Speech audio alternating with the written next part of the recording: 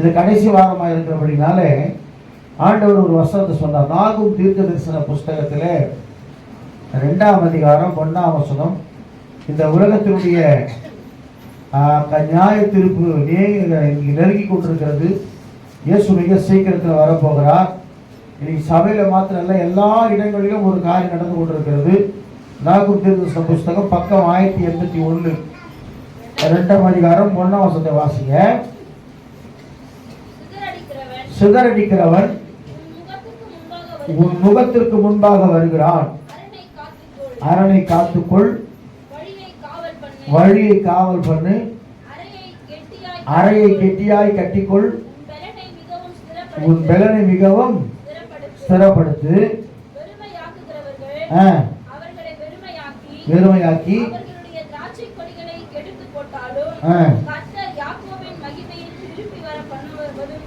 ஆமென் ஆமென் ஹல்லேலூயா சொல்லுவோமா? ஆண்டவர் சொல்ற நல்ல கவனிங்க கண்பானவர்களே. சிதறடிக்கிறவன் உன் முகத்திற்கு முன்பாக வருகிறான். நல்லா கவனிங்க.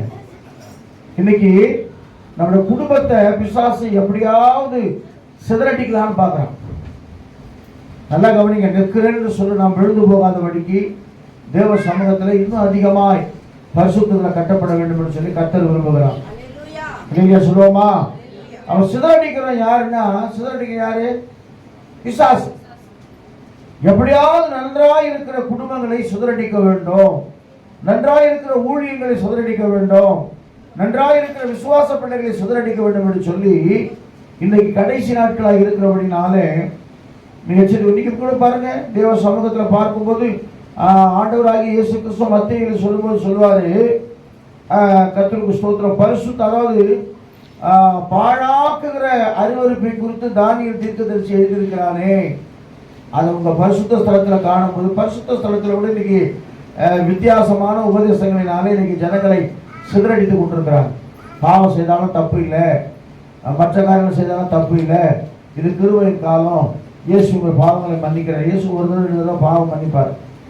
ஆனா மனம் திரும்பும்போது அதுக்கு அடுத்த வசனம் சொல்லுகிறது, நம்ம என்னென்ன காரியத்துல ரெடியா இருக்கணும்னு சொல்லி பரிசுத்த ஆவியானவர் இந்த காலவெளியில் நம்ம இடவிட போகிறார். அதையே சொல்லுவோமா?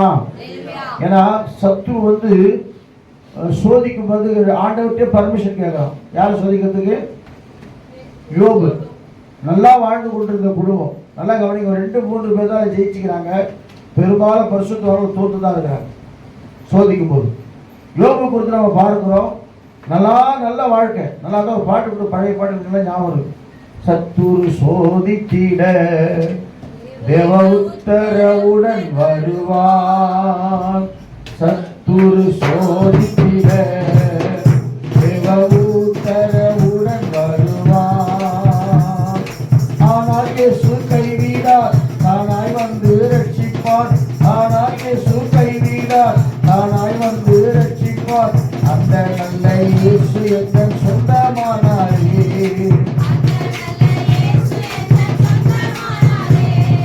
சந்தோஷம் பொங்குதே, சந்தோஷம் பொங்குதே, சந்தோஷம் நீங்கள் பொங்குதே.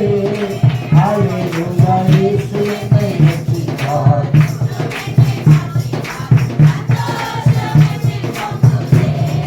வழி தப்பி நாட்டிலே பாவ பழி அதை சுமந்தடைத்தே,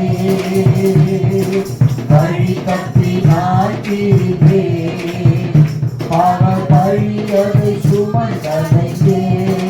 அவர் அன்று குரலே அழைத்தது என்னையே, அழைத்தது என்னையே. அந்த நாள் எங்கள் பாவம் நீங்கிற்று, பாவம் நீங்கிற்று. சந்தோஷம் பொங்குதே,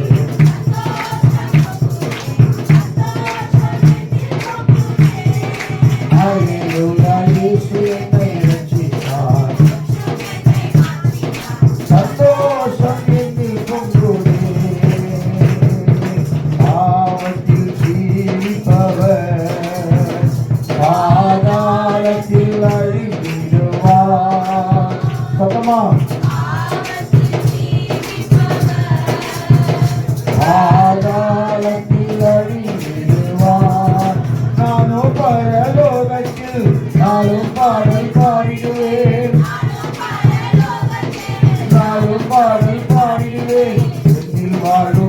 இயேசுவோடு என்று வாழுவேன். சந்தோஷம் வந்தது, சந்தோஷம் இனி வந்தது. ஹalleluya, ரட்சித்தார் என்னை. சந்தோஷம் இனி வந்தது. ஹalleluya. ஏன்னா நம்முடைய தீர்மானங்களை சிதறடிக்கும்படியாக, நம்முடைய தரிசனங்களை சிதறடிக்கும்படியாக, நம்முடைய திட்டங்களை சிதறடிக்கும்படியாக, பலவிதமான காரியத்தை, நம்முடைய பரிசுத்தத்தை சிதறடிக்கும்படியாக, நம்ம ஜப வாழ்க்கையை சிதறடிக்கும்படியாக, நம்முடைய வேத தியானத்தை சிதறடிக்கும்படியாக, நமக்குள்ள இருக்க சுபாவங்களை சிதறடிக்கும்படியாக உன் முகத்துக்கு முன்பாக பிசாசு வந்து கொண்டிருக்கிறான். ஆண்டவர் எச்சரிக்கிறார். யாருக்கும் இல்லை, நம்ம எல்லாருக்காக தான் சொல்றாங்க. சிதறடிக்கிறவன் உனக்கு முன்பாக வருகிறான். அப்போ யோபு ஜெயிச்சிட்டாரு, யோசேப்பு கூட ஜெயிச்சிட்டாரு இல்லையா? யோசேப்பு கூட பாவத்துல எப்படியாவது அவனை சிதறடிக்கணும், அவன் தரிசனங்களை மாற்றணும், அவனுக்கு சின்ன வயசுல கொடுக்குற தரிசனம் எல்லாம் நிறைவேறவே கூடாதுன்னு பிசாசு நினைச்சு போத்திபருடைய மனைவியை அனுப்புறான். ஆனா வேதம் சொல்லுகிற கண்பான தேவ பிள்ளையே, தேவனுக்கு அவன் பயந்ததுனாலே, பாவத்தை விட்டு விலகி வந்ததுனாலே யோசேப்பை உயர்ந்த அடைக்கலத்தில் கர்த்தர் வைத்தார். நீங்க சொல்லுவோமா?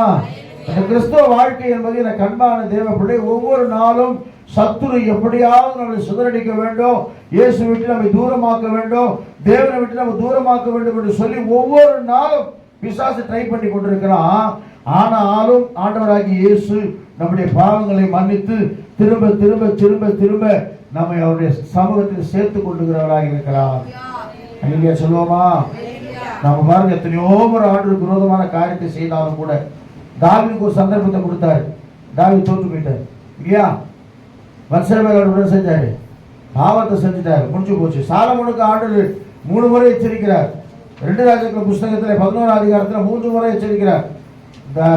யாருக்கு? சாலமோனுக்கு. சாலமோனே, நீ என்ன செய், நீ பெரிய தவறு பண்ற, உன்னை மாத்திக்க உன்னை மாத்திக்க உன்னை மாத்திக்கன்னு சொல்லி கர்த்தர் 3 முறை அவனை எச்சரித்தார். ஆனா வேதம் சொல்லுகிறது, அந்த எச்சரிப்பை அவனை அசட்டை பண்ணினதுனால நீ சாலமோன் ஞானின்னு நம்ம சொல்றோம், ஆனா அவனுடைய வாழ்க்கை மிகவும் என்னது, கர்த்தருக்கு பிரியமில்லாத வாழ்க்கையா மாறி போச்சு. அல்லையா சொல்லுவோமா? உலகத்திலே சிறந்த ஞானியா அவனை கர்த்தர் வச்சார். அதனால எப்போ எப்படி எந்த நிமிஷத்துல பிசாசு நம்மளை வஞ்சிப்பான்னு சொல்லி நம்ம ஜாக்கிரதையா இருக்கணும். அது பரிசுத்த ஸ்தலமா இருந்தாலும் சரி.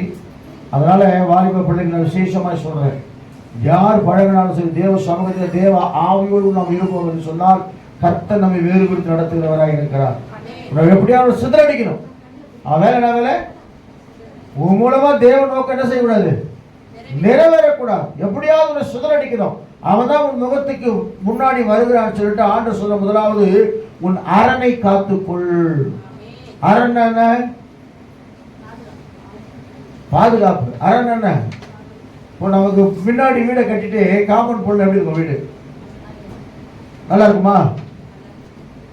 எல்லாமே வரும் உள்ள. பாம்பு வரும், பல்லி வரும், பூரா வரும், கர்த்தருக்கு ஸ்தோத்திரம், தேவனுக்கு பயமுண்ட எல்லாமே வரும் உள்ள. மாடு வரும். அப்ப என்னன்னா ஒரு பாதுகாப்பு.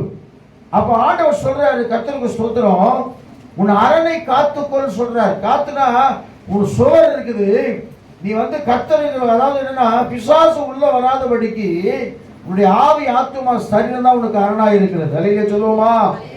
ஒருவேளை நம்முடைய வீட்டுல நம்ம சுவர் இருக்குன்னு வச்சுங்களேன், அதுல வந்து ஒரு வெடிக்கு விட்டு அங்க ஒரு செடி வளருதுன்னு வச்சுக்கலாம், நம்ம சந்தோஷமா இருக்குமா? பார்த்து சூப்பரா வளருதுப்பா, இன்னும் கொஞ்சம் நல்ல மரம் பெருசாகிடும். மரம் பெருசான செடி என்ன ஆகும்? சாரி, சுவர் ஆகும்.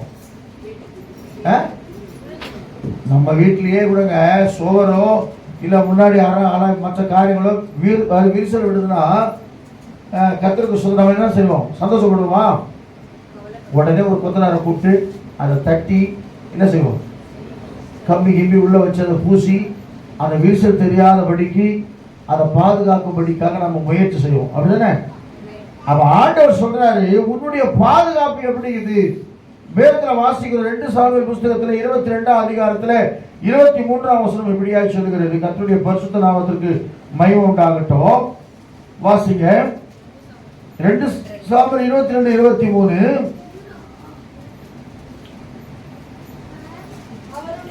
அவருடைய நியாயங்கள் எல்லாம் நிறுத்தினேன்.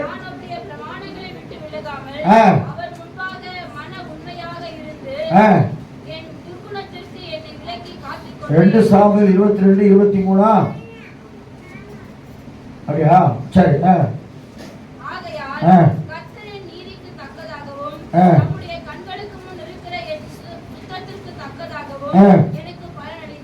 ரைட். 14:6 சங்கீதம் 14:6 வாசிங்கம்மா.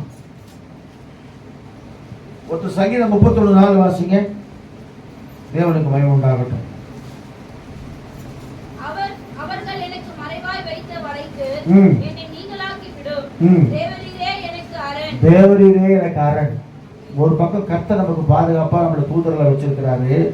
ஆனா அதே நேரத்துல நமக்கு முன்பாக நிற்கிற காரியங்கள் உள்ளே நம்ம வந்து பாதிக்காதபடிக்கு நாம தேவனை கர்த்தருக்கு ஸ்தோத்திரம் கெட்டியாய் பிடித்துக் கொள்ளும் பொழுது அவரே நமக்கு அரணாய் இருக்கிறார். இரண்டாவது சங்கீத புஸ்தகம் 31 சங்கீதம் 4 வசனத்தை வாசிங்களேன். மலைக்கு நீங்களாக்கி விடும். தேவரீரோ எனக்கு அரணாய் இருக்கிறார். சங்கீதம் 43:2 வாசிங்க. கர்த்தருக்கு ஸ்தோத்திரம். ஒரு சில வசனம் கோடிட்டு காட்டின கடந்து போக விரும்புகிறேன். 43:2 வாசிங்க. என் அரணாகிய தேவன் நீர், ஏன் என்னை தள்ளிவிடுகிறீர்? சத்ருவால் ஒடுக்கப்பட்டு துக்கத்துடன் திரிய வேண்டும். எனக்கு அன்பான தேவ பிள்ளையை, தேவனே நமக்கு அரணாய் இருக்கிறார். ஆனா அதே நேரத்தில் கர்த்தருக்கு ஸ்தோத்திரம், சத்ரு உள்ளே நுழையாதபடிக்கு நம்முடைய பாதுகாப்பு எது தெரியுமா? ஜெபம் தான் உனக்கு அரணாய் இருக்கிறது. அல்லேலூயா சொல்லுவோமா? வேத வாசிப்பு தான் உனக்கு அரணாய் இருக்கிறது. பரிசுத்த ஜீவன் தான் உனக்கு அரணாய் இருக்கிறது. தேவனுக்காக நிற்கிற அந்த வைராக்கியம் தான் உனக்கு அரணாய் இருக்கிறது. தேவனுக்காக நிற்கிற அந்த விசுவாசம் தான் உனக்கு அரணாய் இருக்கிறது. அல்லேலூயா சொல்லுவோமா? இந்த அரணை நீ காத்துக்கொண்டு சொன்னா சத்துருக்கள் உள்ளே வராதபடிக்கு, உன்னை சிதறடிக்காதபடிக்கு. சில பாருங்க, சில குடும்பத்தில் ஜபமே இருக்காது. ஒருவேளை குடும்ப ஜபம் இல்லைன்னா கூட நல்லா கவனிங்க. எனக்கு கண்மான தேவ பிள்ளையே, தனிப்பட்ட விதத்தில் நீங்க செய்யணும். நான் ஒரு வீட்டுக்கு போயிருந்தேன். நல்லா கவனிங்க ஒரு நிமிஷம். ஒரு வீட்டுக்கு ரொம்ப நாள் முன்னாடி அவங்க வந்து ட்வின்ஸ், அவங்க பிரதர் 2 பேரும் வல்லமையா ஊழியம் செய்வாங்க. அவங்க வீட்டுக்கு ஒரு நாள் போயிருந்தேன். பார்க்கும்போது 2-3 ஒவ்வொருத்தர் என்ன பண்றாங்க, முதல்ல அந்த ஐயா அந்த ரூமுக்கு போனார். நான் கிட்டத்தட்ட ஒரு 3-4 மணி நேரம் அங்கே இருந்தேன். அவங்க வீட்டில் பேசிட்டு இருக்கும்போது முதல்ல அவங்க அப்பா உள்ளே போனார். ஒரு 1/2 hour கழிச்சு வெளியே வந்தார். அதுக்கப்புறம் இன்னொரு அம்மா உள்ளே போனாங்க. திரும்ப ஒரு 1/2 hour கழிச்சு வெளியே வந்தாங்க. அப்புறம் இன்னொரு சிஸ்டர் வந்து உள்ளே போனாங்க. 1/2 hour கழிச்சு வெளியே வந்தாங்க. நான் யோசனை பண்ணேங்கிறேன், ஏன்னா உள்ளே போகிறாங்க, ஒரு நேரம் கழிச்சு ஒரு 1/2 hour கழிச்சு வெளியே வராங்க, என்ன பண்ணுறாங்க உள்ளே போய் கேட்டால் அப்போ சொல்கிறாரு, பாஸ்டர் நாங்கள் செய்கிற ஊழியத்துக்கு பாதுகாப்பு இந்த ஜபம் தான் பாஸ்டர். முதல்ல எங்கள் அப்பா போனார், அதுக்கு தண்ணி ஜப ரூம் இருக்குது வாங்கன்னு சொல்லி காட்டுறாரு. அந்த பார்த்தா அந்த ஜப ரூமில் அழகாக அப்படியே சும்மா இந்த கையை அப்படி போட்டு வச்சு ஜபமே ஜெயன்னு போட்டு உள்ள ரூம் செட் பண்ணி வச்சுருவாங்க, ஏசி ரூமு. அதில் ஒவ்வொருத்தரும் என்ன பண்ணுறாங்க, வீட்டில் இருக்கிறவங்கலாம் போயிட்டு தனித்தனியாக போயிட்டு ஒரு 1/2 மணி நேரம் அப்படியே ஜோம் பண்ணிட்டு வராங்க. இந்த ஜபம் தான் பாஸ்டர் ஊழியத்தில் எங்களை வல்லமையாக பயன்படுத்துது. பிசாசுகளை கிரியை செய்யாதபடிக்கு, எங்களுக்குள்ள கிரியை செய்யாதபடிக்கு நிறைய நேரத்தில் சொல்றேன். எனக்கு அன்பானவர்களே, நிறைய வீட்டில் ஜபமே கிடையாது. ஆனா ஆண்டவர் மேல குறை சொல்றோம். கர்த்தருக்கு பாதுகாப்பா இல்லை. ஏன் என் குடும்பத்தில் சிதறடிப்பு? ஏன் பிள்ளைகள் சரியில்லை? ஏன் மனைவி சரியில்லை? ஏன் கணவன் சரியில்லை? ஏன் அவங்க சரியில்லை? ஏன் இவங்க சரியில்லை? முதல்ல நாம சரியில்லை. அல்லேலூயா சொல்லுவோமா? ஆண்டவர் சொல்ல, உன் அரணை காத்துக்கொள். தனிப்பட்ட விதத்துல உன் ஜப வாழ்க்கையை நீ காத்துக்கொள்ளும் பொழுதுதான். பாட்டு கூட இருக்குது, காத்துக்கொள் காத்துக்கொள், பெற்றுக்கொண்ட அபிஷேகத்தை காத்துக்கொள், நீ காத்துக்கொள்.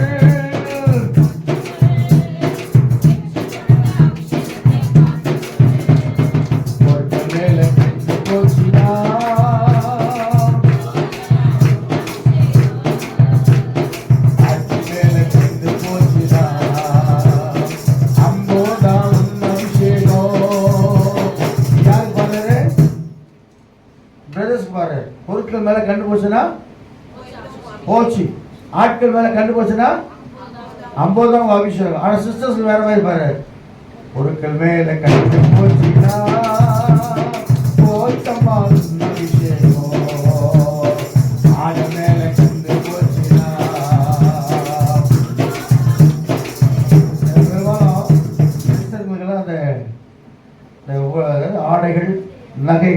மற்ற அது வேறு தான் இருக்கும். யாராவது புதுசாக சர்ச்சில் கட்டினாட்டான்னு வச்சுன்னா மகனை சர்ச்சு முடிஞ்ச வரை எப்போ இது வாங்கினாங்கன்னு விசாரிக்கணும். ஆனால் நமக்கு அபிஷேகம் எங்கேதுமா போவோம் பிரதர்ஸ் ஆகிற சிஸ்டர் தான் சொல்லுறேன். கண்பானவர்களே, இதெல்லாம் நமக்கு ஒரு அரணா கத்தர் வச்சிருக்கிறார். பெருமை என்ற வலையில் விடாதே, அது வறுமையை கொண்டு வந்திடும்.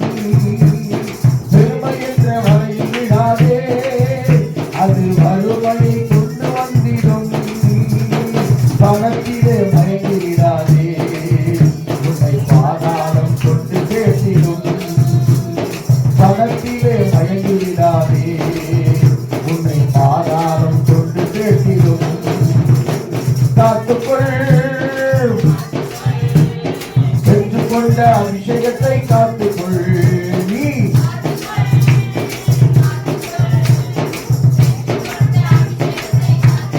அழைத்த அழைப்பில் நிலைத்திருந்தால் நீ அபிஷேகத்தை காத்துக்கொள்ளலாம். நீ அபிஷேகத்தை காத்துக்கொள்ளலாம்.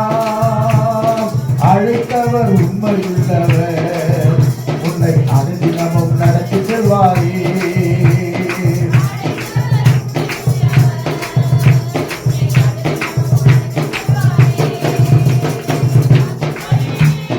காத்துக்கொள், பெற்றுக்கொண்ட அபிஷேகத்தை காத்துக்கொள். சொல்லுவோமா? அப்ப தனிப்பட்ட ஜெபம் தான் எனக்கு அரணா இருக்குதுன்னு நமக்கு தெரிஞ்சோம்.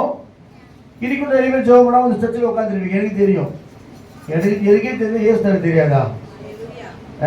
அவர் சும்மா அடுத்த முன்னாடி பார்த்துக்கிறாரு. காலையில் ஜெபம் பண்ணாம பாட்டு வர பாருங்க அப்படின்னு சொல்லி ஆண்டவர் பார்த்துட்டு இருப்பார். நல்லா கவனிங்க, இன்னைக்கு கர்த்தர் எச்சரிக்கிறார். யாரை எச்சரிக்கிறார்ல, இன்க்ளூடிங் எதையும் சேர்த்தா எச்சரிக்கிறார்.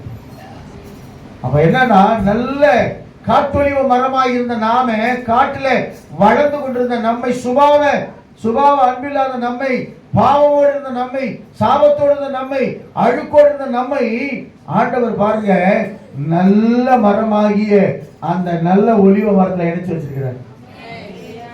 நமக்கு சுபாவம் எப்படி ஆயிட்டா நல்ல ஒலிவ மரமா மாறி திரும்ப காட்டொழிவு மரமா நம்ம இருந்தோம்னு சொன்னா நம்மளோட வாழ்க்கை சுபாவக்களே தேவன் தப்ப விட மாட்டாரு. இந்த பைபிள் எனக்கு அன்பான தேவன் நினைச்சு பார்ப்போம். ஒரு நேரத்துல சாபம் சொன்னா உண்மையிலேயே இயேசு நிறைய பேர் பார்த்துருக்கிறேன். என்னோடு கூட இருந்த நிறைய சகோதரரை பார்த்துருக்கிறேன். ஆனால் அவங்க வாழ்க்கையில் என் வாழ்க்கையில் ஒரு என்ன வித்தியாசம்னா, இயேசு உண்மையாக என் சாபங்களை அவர் மன்னித்திருக்கிறார்.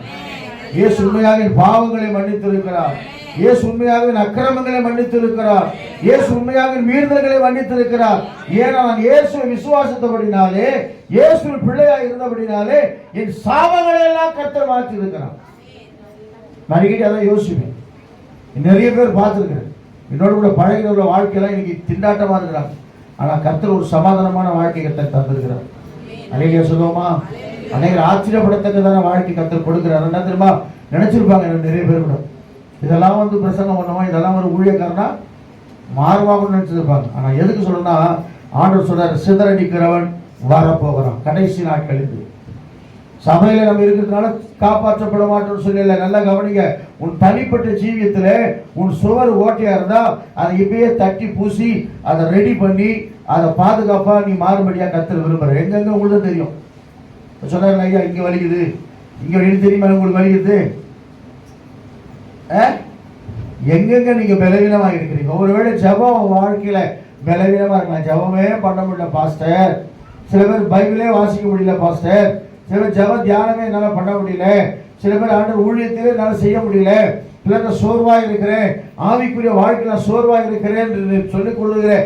எனக்கு அன்பான தேவ பிள்ளையே, இன்னைக்கு உன்னை ஒப்பு கொடு, உன் அரணை காத்துக்கொண்டு சொல்லி ஆண்டவர் சொல்றாரு. அல்லேலூயா சொல்லுவோமா?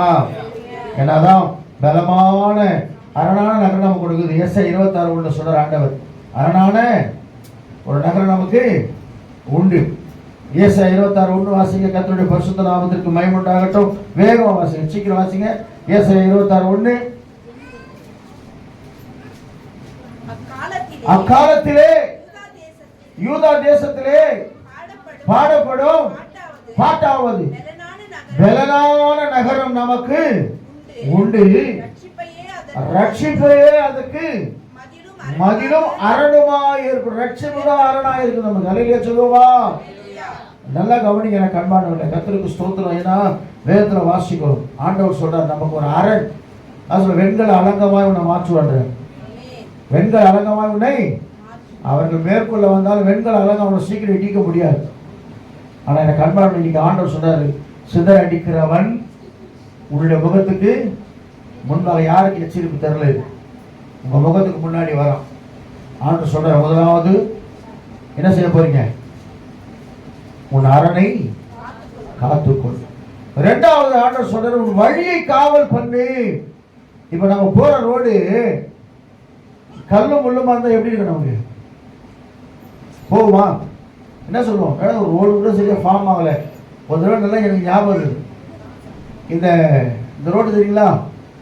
அந்த பாடி இறங்கும் போது ஒரு ரோடு போது பாரு, இந்த பில்டிங் இருக்கு பாரு, 4-5 பில்டிங் தெரியுமா? ஒரு 4-5 பில்டிங் இருக்கு பாருங்க. அந்த பில்டிங் வழியா ஒரு தடவை ஒரு ஐயாவுக்கு ஞானஸ்தானம் கொடுத்துருவாங்க. நாங்கள் ஏழு பிரதர் தான் வண்டி எடுத்து வர்றாரு.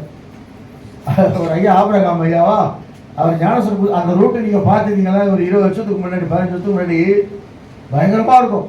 ஜிலோன்னு இருக்கும். அங்கெல்லாம் கல்லுலாம் கொட்டி வச்சு, ரப்பீஸா கொட்டி வச்சு, வழியே கிடையாது. அப்பதான் நம்ம அவரும் திட்டினார் ஜோசுவையா. லேடிஸ் எல்லாம் வராங்க. 5 மணிக்கெல்லாம் பயங்கர இருட்டா இருக்கு. அந்த ஏரியா ஃபுல்லா முள் வேலிங்க, அந்த பைப்புங்கெல்லாம் பயங்கரமா, வழியே முடியாது, வரவே முடியாது. லேடிஸ் எல்லாம் வராங்க. இந்த வழியில கூட்டிட்டு வந்தீங்கன்னு திட்டினாருன்னு நான் விசுவாசத்துல கூட்டிட்டு வந்துட்டேன். அப்ப என்னன்னா, நாம போகிற வழி நல்லா கவனிக்கிற கண்பான நீதிமொழி புஸ்தகத்துல 10ஆம் அதிகாரம் 29ஆம் வசனம் சொல்கிறது, உன் வழியை நீ காவல் பண்ண வேண்டும். அந்த வழிதான் கர்த்தருக்கு சோதனை. நமக்கு போற வழி சரியா இருக்கணும். வாசிச்சு பாருங்க, நீதிமொழி புஸ்தகம் 29ஆம் அதிகாரத்துல 10ஆம் அதிகாரத்துல 29 வசனம் வாசிங்க. சீக்கிரம் வாசிங்க. நீதிமொழி 10:29. கர்த்தரின் வழி உத்தமர்களுக்கு அரணாய் இருக்கிறது, அக்கிரமக்காரருக்கோ கலக்கம். நாம வழி சில சொல்லுவாங்க, என்னதான் பண்ணாலும் இவங்க மட்டும் எப்படி ஸ்டடியா இருக்கிறாங்க. நான் உண்மையிலே சொல்றேங்க, கர்த்தருக்கு ஸ்தோத்திரம். என்னைக்கு இயேசு எனக்குள்ள வாசமா இருக்கிறாருன்னு நான் நினைச்சனோ, விசுவாசனோ, அது முதல் கொண்டு எதுவுமே பயப்படுது. அல்லேலூயா. எதுக்குமே பயப்படுறதில்லை. ஏன்னா அவர் நம்ம ஆவி ஆத்மா சரியாக இருக்கு. அவர் சித்தம் இல்லாம நம்ம வாழ்க்கையில ஒண்ணுமே கிடையாது, முடி கூட விடாது. அப்படிங்கிறது பைபிள்ல. அப்ப அவர் சித்தம் இல்லாம ஒண்ணு நம்மளோட வாழ்க்கையில் நடக்காதுன்னு சொன்னா, அப்ப என்ன செய்யணும்? நம்முடைய அரணை நம்ம முதல்ல காத்துக்கொள்ள என்ன செய்யணும்? நம்முடைய வாழ்க்கையில எங்கெல்லாம் விரிசல் இருந்ததோ அதெல்லாம் சரி பண்ணணும். ரெண்டாவது, வழியை காவல் பண்ணணும். அந்த வழியை கர்த்தருக்கு சோதனை. நல்லா கவனிங்க.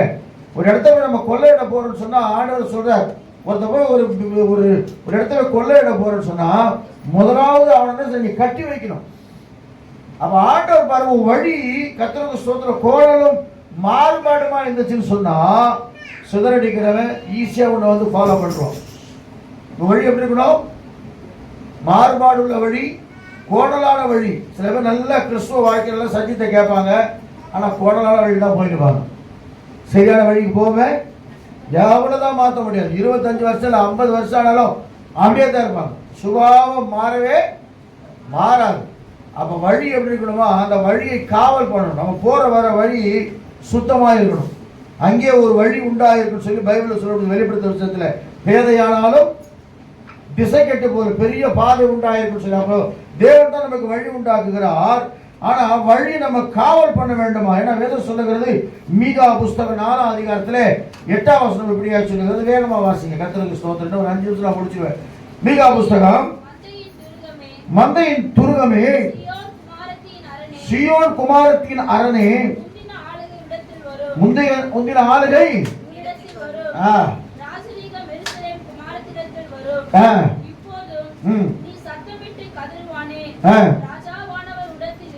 போதும். கர்த்தருக்கு ஸ்தோத்திரம். உன் வழி சரியா இருந்துச்சுன்னா, ஆண்டவர் தீர்க்க தரிசனமா நான் சொல்றேன், முந்தின ஆளுகை உன்னிடத்துல வரும். ஆளுகை என்ன?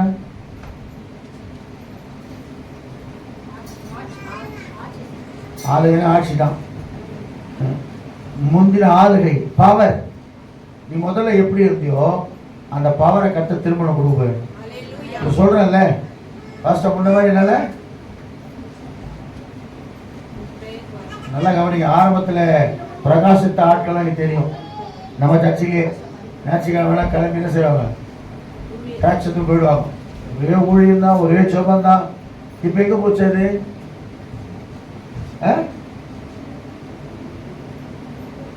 ஆளுகெல்லாம் போயிடுச்சு, மகிமை போயாச்சு, வல்லமை போயிடுச்சு, அபிஷேகம் போயிடுச்சு. போக உனக்கு உள்ளதான் இருக்குது. இந்த வழியை ரெடி பண்ணிட்டா திரும்ப அந்த அபிஷேகத்தை கத்தவங்க கொடுத்துருவாரு. எத்தனை பேர் விசுவாசிக்கிறீங்க? எத்தனை பேர் முந்தின ஆளுக்கு உனக்குள்ள வரணும், முந்தின பவர் உனக்குள்ள வரணும், முந்தின அபிஷேகம் உனக்குள்ள வரணும். ரெண்டத்திலேயே யாருக்கெல்லாம் விரும்புறீங்க? அரையா சொல்லுவோமா? ஆண்டவருடைய வல்லமை அபிஷேகத்தை பெற்றுக்கொள்ளனா உன் வழியை நீ காவல் பண்ணணும். அந்த வழியை பார்த்துக்கிட்டே இருக்கணும். கர்த்தருக்கு ஸ்தோத்திரம். இந்த சில நேரத்தில் நைட்டில் ஒரு மணிக்கு டக்குன்னு கேமரா ஆன் பண்ணி வழியை பார்க்குறப்போ முதல்ல வழி வித்தியாசமாக இருந்துச்சு. இந்த வழி இப்போ எப்படி இருக்குது? நான் உண்மையாக சொல்கிறேன். கர்த்தருக்கு ஸ்தோத்திரம். அந்த கேமராவை போட்டு தட்டி பார்த்த உடனே 1 மணிக்கு 1:30 மணிக்கெலாம் சில பேர் பேசிக்கிறாங்க. முன்னாடி ரோட்டில் பேசிடுவாங்க. அதை ஒருத்தர் சொல்கிறான், கேமரா எதுன்னு காட்டுறான். கேமரா இல்லாத போது நமக்கு பயமாச்சு, கேமரா நமக்கு போட்டு அவனுக்கு பயமாகுது. ஏன்னா இங்கேருந்து உட்காந்து பார்த்துருவோம் நம்ம யார் யார் எப்போ எங்கெங்கே வராங்க, எங்கெங்கே போகிறாங்க, சர்ச்சையில் யார் வருது, வெளியில் யார் போகிறது, வெளியில் யார் வர்றது எல்லாம் தெரிஞ்சு போச்சு. அப்போ என்னன்னா நம்முடைய வழி எப்படின்னு சொன்னால் சத்துருக்கள் உள்ளே நுழையாதபடிக்கு வேலி அடைக்கப்பட்ட வழியாக கர்த்தருக்கு சொல்ற கர்த்தருடைய பிரசன்னத்தினால் அது வெளிச்சம் உள்ள ஒரு வழியா நம்ம மாற்றி இருக்கோம். அலையே சொல்லுவோமா? அதான் ஆண்டவர் சொல்றார், நான் இந்த உலகத்திற்கு உங்களை வெளிச்சமாய் வைத்திருக்கிறேன். வேதத்தில் வாசிக்கிற கண்மான தேவ பிள்ளை சீக்கிரமா வாசிங்க. கர்த்தருக்கு ஸ்தோத்திரம். சகரியா 9:12 வாசிக்கும் போது வேகமா வாசிங்க. கர்த்தருக்கு ஸ்தோத்திரம்.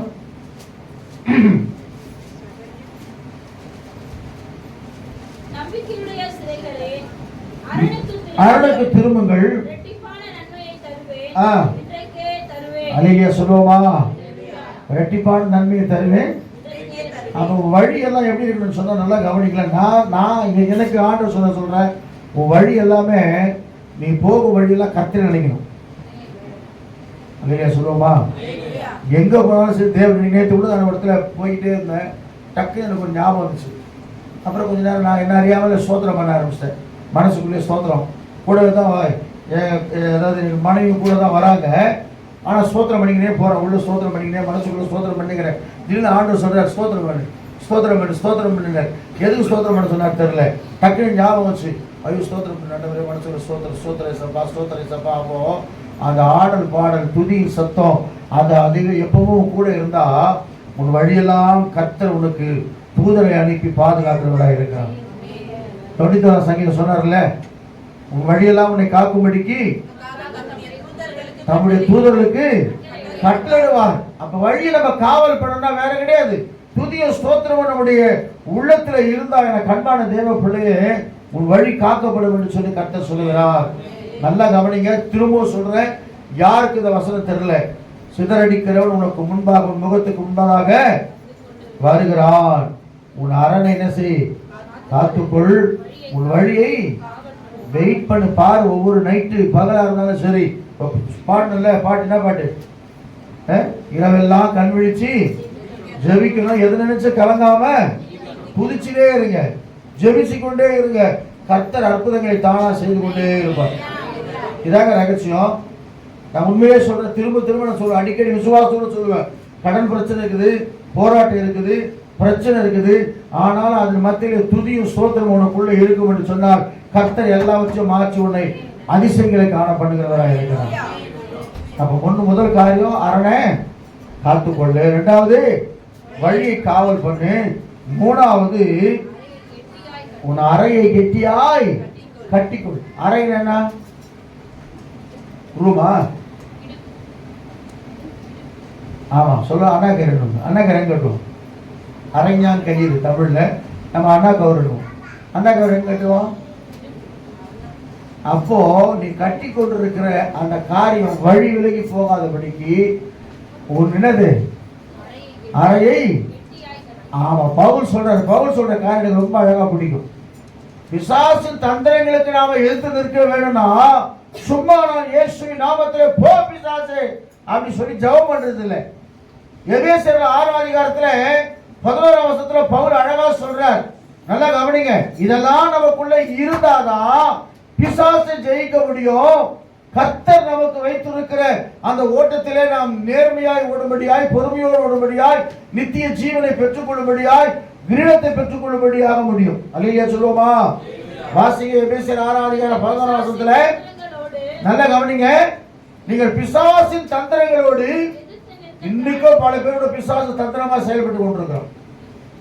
ஆனா ஆவியில பகுத்தறிகிற அந்த வரத்தை நீங்க கேட்டுக்கணும் ஆண்டவர்கிட்ட. அல்லேலூயா சொல்லுவோமா? கிறிஸ்தவன் நம்பாதீங்க. அல்லேலூயா. யாரையும் விழ வைக்க, யாரையும் வஞ்சிக்க பிசாசால முடியும். ஆனா அதே நேரத்தில் தேவ பிரபுன கூட பிசாசு தோத்து கொள்வோம். வாசிங்க. பிசாசு தந்திரங்களோடு திராணி உள்ளவர்களாய், திராணி உள்ளவர்களானது பலன் உள்ளவர்களாய் ஆகும்படிக்கு தேவனுடைய சர்வாயுத வர்க்கத்தை தரித்துக் கொள்ளுங்கள்.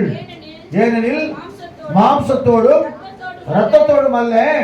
நல்ல கவனிங்க கண்மான தேவ பிள்ளையே, கிறிஸ்தவராகிய நமக்கு நேருக்கு நேர் அல்ல, வானமண்டலத்தில் இருக்கிற பொல்லாத ஆவிகளின் சேனைகளோடு நமக்கு போராட்டம் இருக்குது. அந்த பிசாசு எங்க வாட்ச் பண்றான்? நேரம் உன்னை வாட்ச் பண்ணல, வானமண்டலத்தில் இருக்கிற. ஏன்னா உங்க ஜபம் எங்க போகுது?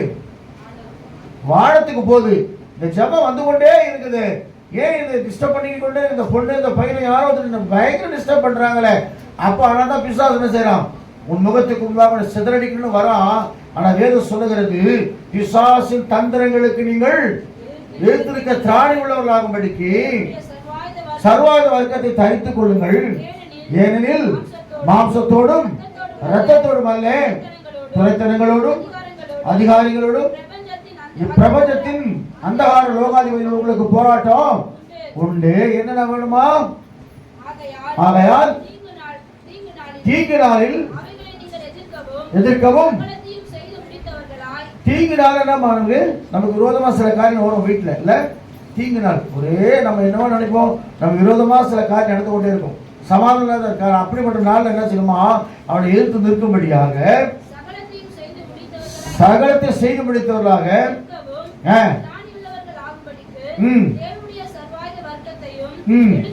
எடுத்துக் கொள்ளுங்கள். நல்ல சத்தியம் என்னும் கச்சை. அல்லேலூயா சொல்லுவோமா?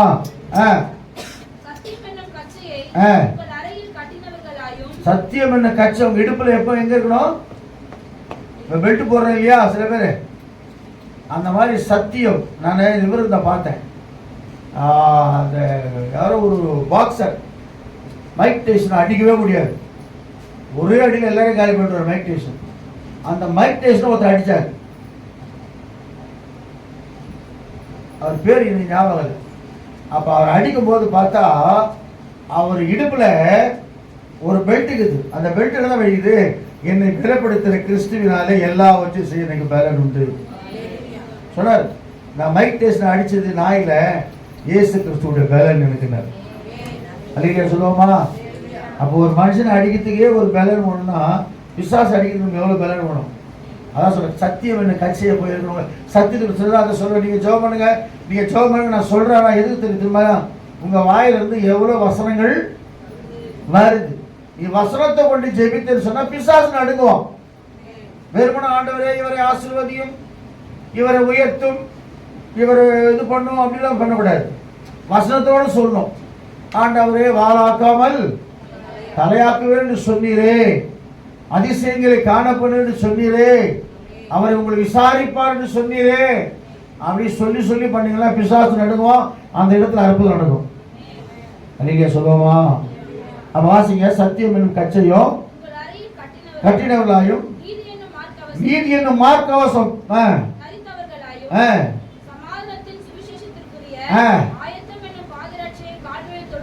சமாதானம் என்னும் சுவிசேஷத்தை அறிவிக்க உங்க கால் ரெடியா இருக்கணும். எல்லாம் 4 மணிக்கு வந்துருங்க, ஊழியத்துக்கு போறாங்க சொல்றேன்னு வச்சுங்களேன். எத்தனை பேர் ரெடியா இருக்கீங்க? 2 3 4 வச்சா நாட் ரெடி. எப்பவுமே ரெடி கிடையாது.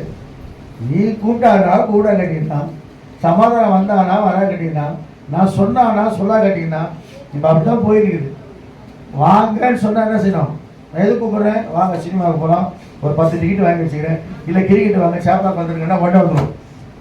இன்னைக்கு முக்கியமான மேட்ச் இருக்குது, நீ ஞாயிற்றுக்கிழமை ஈவினிங் எவ்வளோ தெரியல, முக்கியமான இருக்குது, சிஎஸ்கே ஆடுது, வாங்கன்னு சொன்னா நீங்கள் தான் சூப்பர் பாஸ்டர். இந்த மாதிரி எந்த பாஸ்டர் செய்வாங்க? வாங்க அப்படின்னு சொல்லுவாங்க. அல்லைங்க சொல்லுவோமா? ஆனால் ஈவினிங் ப்ரே இருக்குதுன்னா எத்தனை பேர் வர போறீங்க தெரியல. அல்லைங்க சொல்லுவோமா? அப்போ ஆயத்தம் பாதரட்சி நமக்குள்ள சுவிசேஷத்தை பிரசங்கிக்காருன்னா போனால் எனக்கு ஐயோனுக்கு வாய்ப்பு இல்லை. தயவு செய்து சொல்கிறேன், நீங்கள் வாழ நாட்களில் குறைஞ்சது ஒரு 100-200 பேருக்கா சுவிசேஷம் சொல்கிறீங்க. சுவிசேஷம் என்ன தெரியுமா? நிலவரத்தில் பார்த்து தத்துடைய பரிசுத்த நாமத்துக்கு மயமுண்டாகட்டும், அதெல்லாம் வேணாம். இயேசு உங்களை நேசிக்கிறாருங்க, இயேசு உங்கள் கண்ணீரை துடைக்கிறாருங்க. உங்களுக்காக நான் ஜெபம் பண்ணுறேங்க, கண்டிப்பாக ஜெபம் பண்ணுறேன். இன்னைக்கு கர்த்தர் உங்களுக்கு சுகத்தை கொடுப்பாருங்க. இன்னைக்கு உங்களுக்காக நான் ஜெபம் பண்ணுறேங்க, நீ கவலையே பட. அப்பதான் யோசிப்பார், இவங்க யாரும் நமக்காக ஜெபம் பண்ணுறாங்க? இயேசு பிள்ளைன்னு சொன்னா இதான் சுவிசேஷம். சரியில்லை சொல்லுவோமா? அடுத்து வாசிங்க.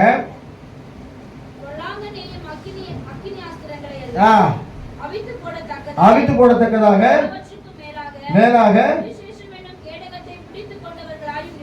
என்னமா?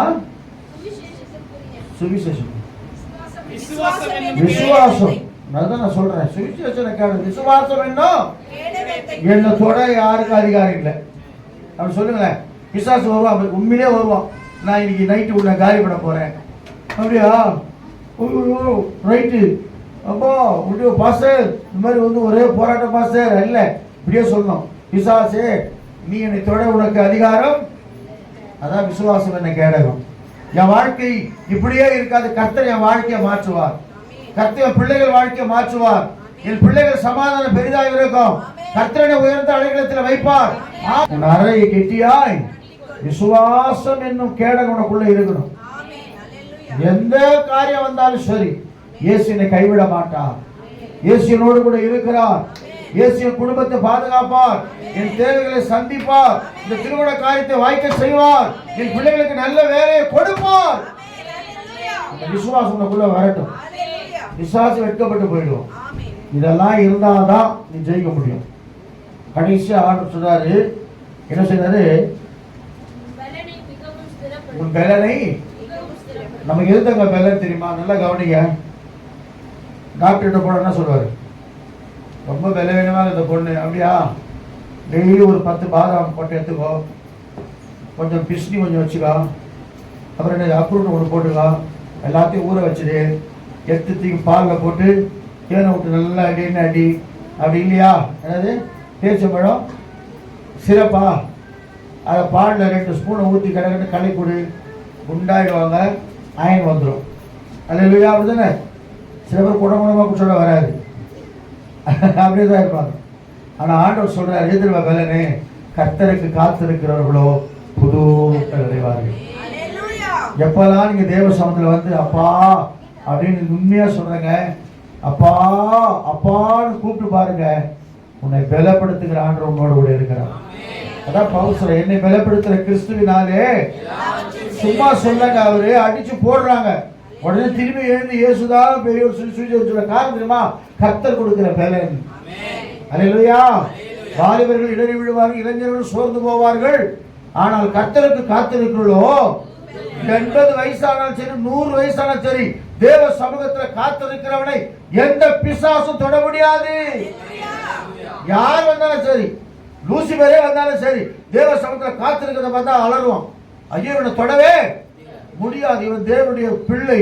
தேவ சமூகத்தில் காத்திருக்கிறவன் கர்த்தருக்கு காத்திருக்கணும், வேற யாருக்கு காத்திருக்க கூடாது. அவங்க வராங்க, இவங்க வராங்க, டைம் ஆகி போச்சு. சில பேர் காதலிக்காக காத்திருப்பாங்க, காதலுக்காக காத்திருக்கிறது இல்லை, அது கர்த்தர் கொடுத்துருவாரு. அருமையா சொல்லுவோமா? அந்த பிள்ளை அருமையா சாட்சி வச்சுக்காரு, கர்த்தர் தான் எனக்கு கொடுக்கணும், நானா தேடக்கூடாது. ஆமே. அப்ப என்னன்னா கர்த்தருக்கு காத்திரனுக்கு என்ன கொடுப்பாராம்? எந்த டானிக்க வேணாம், பரிசுத்த ஆவியில டானிக் உங்களுக்குள்ள இறங்கிடும். உன்னை பார்த்தா பிசாசு, நீ பலவீனமா இருப்ப, பிசாசு பார்த்தா சொல்லுவாங்க, உன்னை பார்த்தா பயமா இருக்குது, உனக்குள்ள அபிஷேகம் இருக்குது, உனக்குள்ள வல்லமை இருக்குது, உனக்குள்ள தேவ கிருபை இருக்குது, உனக்குள்ள தேவ மகிமை இருக்கிறது, உனக்குள்ள தேவ அக்கினி இருக்கிறது. நான் முதல்ல வெளியே போயிட்டு போயிடாது. அல்லேலூயா சொல்லுவோமா? அது யாரு கொடுப்பாரு? தேவ சமூகத்துல காத்திருங்க. கர்த்தருக்கு காத்திருங்க. தேவ சமூகத்துல யாரெல்லாம் சும்மா எங்கெங்கயோ காத்திருக்கிறோம், ரேஷன் கார்டில் காத்திருக்கிறோம், அங்கெல்லாம் காத்திருக்கிறோம், எவ்வளோ டைம் ஆனாலும் காத்திருக்கிறோம். ஆனால் தேவ சமூகத்தில் மட்டும் கொஞ்சம் நேரம் ஆயிடுச்சுன்னா திரும்பி பார்க்குறேன் கடிகாரத்தை. டிஜிட்டல் கடிகாரம் போகலான்னு பார்த்தேன். இது ஆண்டு உங்களோடு பேசி கொண்டிருக்கிறேன். கர்த்தர் காத்திருங்க. எல்லாரும் போயிட்டு அப்படி சொல்லி உட்காந்து தனியாக உட்காந்து தேவ சமூகத்தில் யார்கிட்ட சொல்ல வேணாம், எஸ்அப்பா நீங்கள் தான் ஆண்டவர், நீங்கள் தான் எனக்காக யுத்தம் பண்ணணும், நீங்கள் தான் என் வாழ்க்கையை மாற்றணும், நீதான் என் பிரச்சனையை மாற்றணும், நீதான் என் போராட்டத்தை மாற்றணும், நீதான் என் பாடுகளை பார்க்கணும், நீதான் உபத்திரத்தை பார்க்கணும். ஏன்னா நானே தேவன் என்று அறிந்து எப்போ அமர்ந்திருந்து அறிந்து கொள்ளுங்கள். ஓடிட்டு கூடாது. இங்க ஓடிங்க அங்க ஓடுங்க, அங்க ஓடி இங்க ஓடல. தேவ சமூகத்தில் அமர்ந்து பக்கம் அவன் சொல்லுவான், நான் தான் தேவன், நான் தான் இயேசு கிறிஸ்து. துன்பமா துயரமா கவலையே படாத, உன் சுகவாழ்வு சீக்கிரத்தில் துளிர்க்கும் மகளே, உன் சுகவாழ்வு சீக்கிரத்தில் துளிர்க்கும் மகளே என்று சொல்லி கர்த்தர் வாக்குத்தத்தம் பண்ணி உன்னை எழுப்புவார். இனி காத்திருக்கதே கிடையாது. உடனே 11 மணி ஆனா துண்டு விட்டு பார்த்துக்கிறது, தூங்குறது, காலையில் ஆனா தூங்குறது, காலையில் ஆனா எழுதுகிறது இல்லை. நேரம் கிடைக்கும் போல தேவ சமூகத்தை காத்திருங்க. ஆவியானவர் சொல்றதை நான் சொல்றேங்க. கர்த்தர் சொல்றாரு, யாரெல்லாம் காத்து கொண்டிருக்கிறீங்களோ, எந்த சிதறடிக்கிறவன் 100 மிலிட்டரி வந்து உனக்கு நேரம் நின்னா கூட சரி, அடி பார்க்கலாம் வா. ஏன்னா என்கிட்ட ஜபம் இருக்குது, என்கிட்ட வல்லமை இருக்குது, என்கிட்ட அபிஷேகம் இருக்குது, கர்த்தர் போட்ட அக்கினி எனக்குள்ள இருக்கிறது, கர்த்தருடைய மகிமையின் மேல் அவனை தான் பிசாசு வெட்கப்பட்டு போயிடும். அடிக்க சொல்லுவோமா? ஒரு பரிசுத்தவான நேரடியாக சொன்ன ஒரு சாட்சி. ரூம்ல படுத்து கொண்டிருக்கிறார், முதல்ல பெரிய கட்டி வந்துச்சான். எல்லாம் சொல்லிட்டாங்களாம், கட்டி வந்துட்டா அவுட்டு, முடிஞ்சு போச்சு வாழ்க்கை. பிசாசு வந்து ஹேஹான்னு திரிகிறான். அது ரூம் ஃபுல்லாக பெரிய ஆள் ஆகிட்டான் பிசாசு. அவன் பார்த்தார், அவனை பார்த்துட்டு என்ன நீதானா வேலை எடுத்துட்டான். அவனுக்கு ஒரு மாதிரி ஆயிடுச்சான். ஏன்னா இந்த ஆளை வந்து சாவ போட்டு கட்டியெல்லாம் முடிச்சு பயப்பட காட்டினான் கனவுல.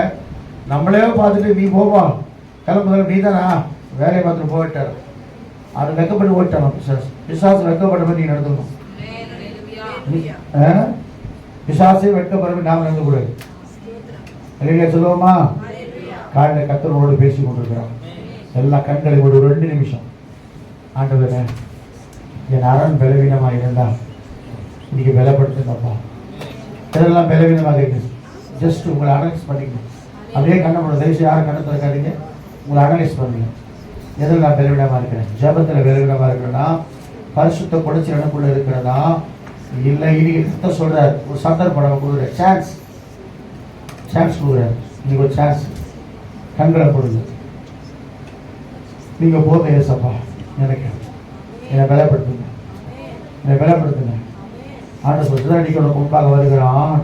அரனை காத்துக்கொள், உன் வழியை காவல் பண்ணு, உன் பலனை உறுதிப்படுத்து, உன் அறையை கெட்டியாய் கட்டிக்கொள். ஆண்டு சொல்ல 4 காரியம் ஒன்று சொல்லுகிறேன். உன் இடுப்பு ஸ்ட்ராங்கா இருக்குதா? உன் ஆடை அவிழ்ந்து போய் அரை நிர்வாணமா இருக்கிறியா? அரை நிர்வாணமா இருக்க வேணும். சத்தியம் என்ற கச்சை இடுப்புல எப்ப இருக்கட்டும். வாலிப பிள்ளையாலும் சரி, 100 வசனம் உனக்கு தெரிஞ்சிருக்கணும். வசனத்தை கொண்டு தான் இயேசுவே ஜெயிச்சார் பிசாசு. இந்த காலவேளையில கரெக்டான தேவ பிள்ளைங்க ஒப்பு கொடுப்போமா? ஹல்லேலூயா, ஹல்லேலூயா, ஹல்லேலூயா, ஹல்லேலூயா, ஹல்லேலூயா, ஹல்லேலூயா, ஹல்லேலூயா. சங்கீதக்காரர் சொல்ற, ஒன்றை நான் கேட்டேன், அதையே நான் நாடுவேன், கர்த்தருடைய ஆலயத்தில் அவருடைய மகிமையை காணும்படியாக. அவன் எது நாடுறான்? கர்த்தருடைய மகிமையை நான் பார்க்கணும், கர்த்தருடைய வல்லமையை நான் பார்க்கணும். பணம் காசுலாம் அப்புறங்க, வீடு மணலாம் அப்புறம், கார் பங்களாலாம் அப்புறம். நான் முதல்ல கர்த்தருடைய மகிமையை உணரணும், கர்த்தருடைய பிரசன்னத்தை நான் உணரணும். ஹல்லேலூயா, ஹல்லேலூயா. ஒன்றை நான் கேட்டேன், அதையே நாடுவேன், என்றும் தம் மகிமையை காண. ஒன்றை நான் கேட்டேன், அதையே நாடுவேன், என்றும் தம் மகிமையை காண. ஜீவனுள்ள நாளெல்லாம் தம் ஆலயத்தில் தங்குவர்,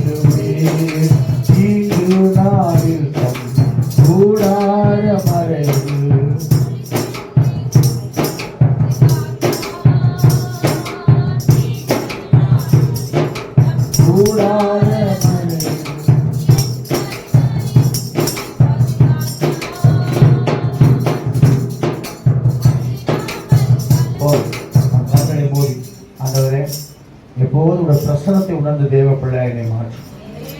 சத்துரு ஒருபோது என்னை தொடக்கூடாது ராஜா. என் குடும்பத்தை தொடக்கூடாது. உங்கள் குடும்பத்துக்கு நீங்கள் தாங்க பாதுகாக்கணும். உங்கள் ஏரியாவுக்கு நீங்கள் தான் பாதுகாக்கணும்.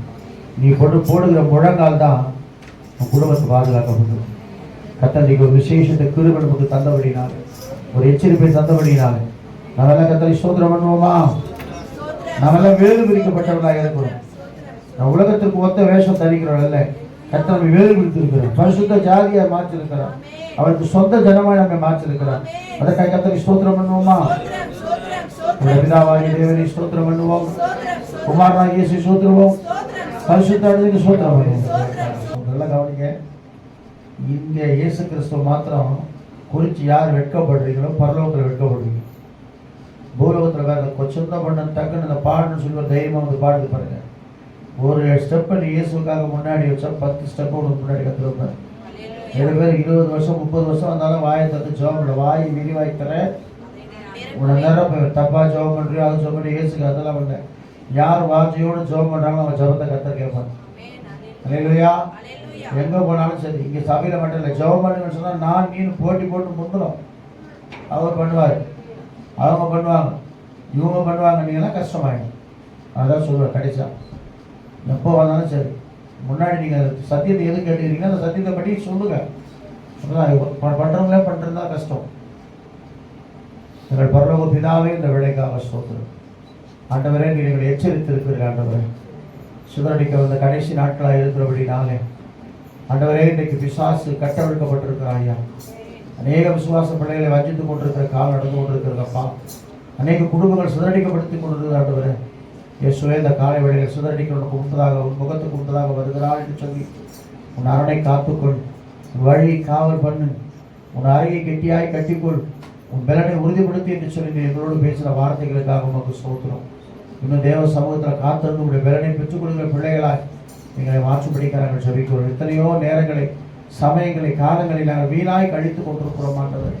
செல்போன் மூலமாக மற்ற டிவி மூலமாக நாங்கள் கழித்து கொண்டிருக்கிறோம். அந்த நேரத்திலலாம் தேவ சமூகத்தில் உட்கார்ந்து வேதத்தை வாசிக்கவும் ஜெபிக்கவும் துதிக்கவும் ஆண்டவரே நீர் எங்களுக்கு இறக்கம் பாராட்டும்படிக்காய் சொல்கிறோம். எங்கள் குடும்பங்கள் சிதறடிக்கப்படக்கூடாது ஆண்டவரே. எங்கள் தனிப்பட்ட வாழ்க்கை சிதறடிக்கப்படக்கூடாது ஆண்டவரே.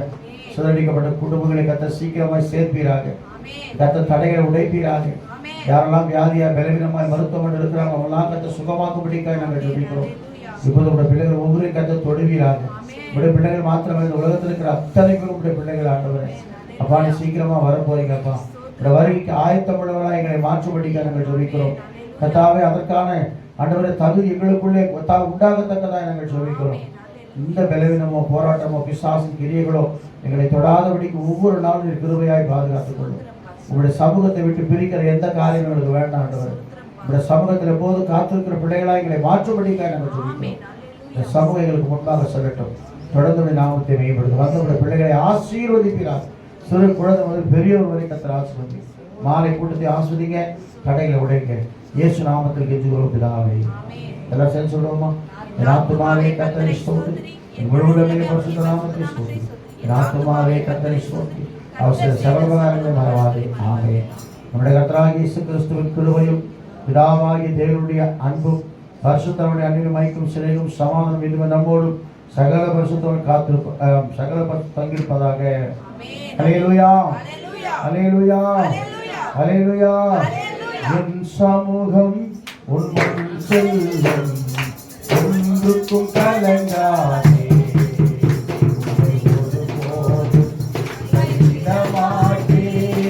அழைத்தவர் நான் தானே, ஒருபோதும் கைவிட மாட்டேன். அழைத்தவர் நான் தானே. என் சமூகம் உன் செல்லும் ஒன்றுக்கும் கலங்காதே.